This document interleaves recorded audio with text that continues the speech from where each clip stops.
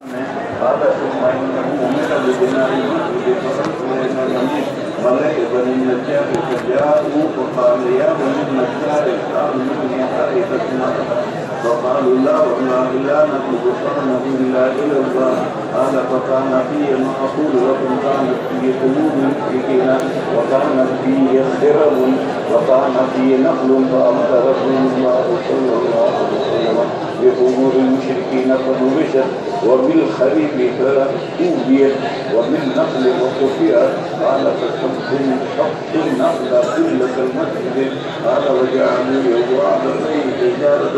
قال جعلوا ينقلون ذات الصخر وهم يرتكزون ورسول الله صلى الله عليه وسلم يقولون اللهم انه لا خير الاخره وانزل الاسباب والمهاجره باب اقامه المهاجر بمكه وقضاء المسلمين. اس کے بعد انہوں نے اعلان کیا مکے سے جس نے ہجرت کی ہے وہ حج پورا ہونے کے بعد 3 دن رک سکتا ہے، پھر مدینہ آ جائے،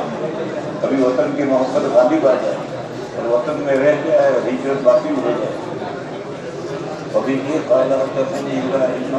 قال حدثنا حاتم بن رمان نومي قال سمعت عمر بن عبد العزيز يسأل الكاتب مختنا بالنمر ما سمعت في حكم مكة قال سمعت الأبا الهضمي قال قال رسول الله صلى الله عليه وسلم صلاة للمهاجرين بعد الصبر. باب یہ جو ہجری تاریخ ہے اب سے شروع ہوئی.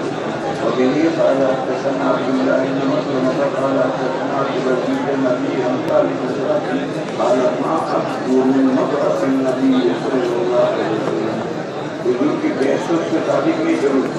ولا من وفاته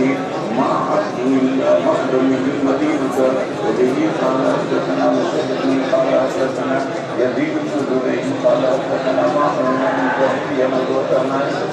قال فرضت الصلاة ركعتين ثم حضر النبي صلى الله عليه وسلم